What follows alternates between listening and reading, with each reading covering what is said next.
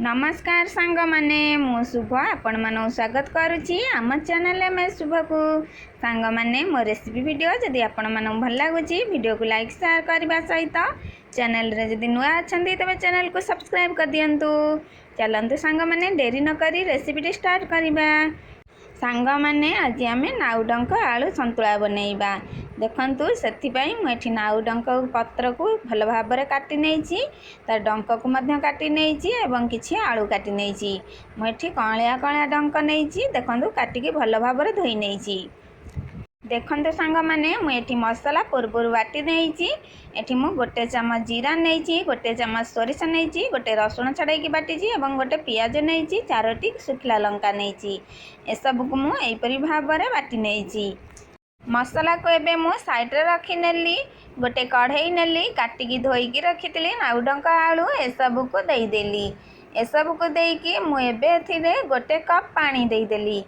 एबे आमे याकू घोड़ई नेबा घोड़ई के 2 ରୁ 3 मिनिट पर्यंत सिझिबा को रखी नेबा। देखंतु सांग माने एबे हमर 3 मिनिट होई गेलानी कवर काढी नेबा। एबे आमे स्वाद अनुसार एथिरे लूण देई देबा।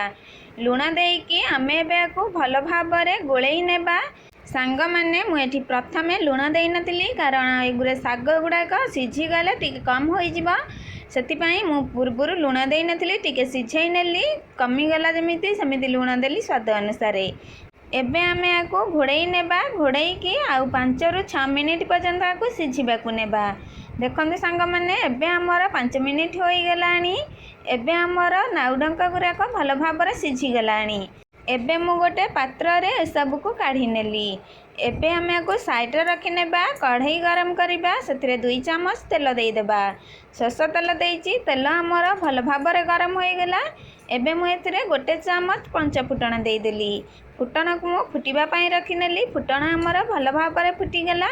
एबे मु बाटी के रखितली मसला को देई देली। एबे मु एथिरे गोटे चामच हल्दी गुंड दे देली। हल्दी गुंड देकी एसबू को मु भल भाव में गोलई नेउची। देखंतु सांग माने आमे को 2 मिनिट पर्यंत भल भाव में मसला को कसी नेबा। मसला को आमे जदी कंचा रखिबा तेबे टेस्ट आसीबनी कंचा बासीबो मसला। एबे हमर मसला कसिक होई गेलानी। एबे मु सिझाई की रखितली नाउडंक आलू ताकू मु देई देली। एसबू को देकी एबे मु आउ 2 ରୁ 3 मिनिट पर्यंत एसबू को भल भाव में एपरी भाव में कसी नेउची। देखंतु सांग माने आमे भल भाव में कसी नेबा जेपरि कि मसला रे बेसी पानी न रहिबो। देखंतु सांग माने एपरी भाव में मु कसी नेली। मसला हमर केते सुखला होई आसिलानी एथिरे आ बेसी पानी नहीं। सांग माने सब बेले मन रखिबे एई रेसिपी को बनैला बेले बेसी पानी देले एई रेसिपी भल लागिबो नाही। सांग माने सब बेले देखिबे नाउडंक जदी कलिया अछि तबे आपण माने अल्प पानी देबे आ जदी नाउडंक टिके टाण अछि तबे टिके बेसी पानी देबे। नहले नाउडंक गुराक जदी टाण डंक नेबे से बेसी समय सिझिबा को लागिबो तेनु करी हमको बेसी पानी देबा को पड़िबो। देखंतु सांग माने एबे हमर नाउडंक आलू संतुला केते सुंदर भाव में बनीगला। सांग माने आपण माने थारे घरे एपरी भाव में नाउडंक आलू रा संतुला बनैकी खांतु। केमिति लागिला मते कमेंट माध्यम रे निश्चिंत जणांतु।